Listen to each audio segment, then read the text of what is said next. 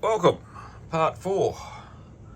The sun's gone down. We were getting nearly 10 amps there before, and the battery was on 13.2, and it's obviously charging.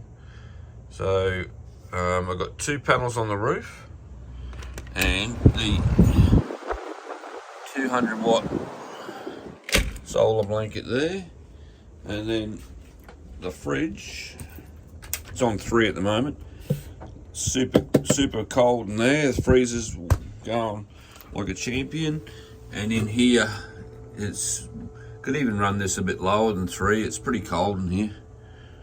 So that's really good. Well,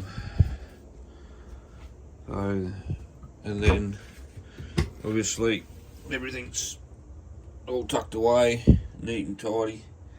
Oh, well, not neat and tidy, but yeah, what it is.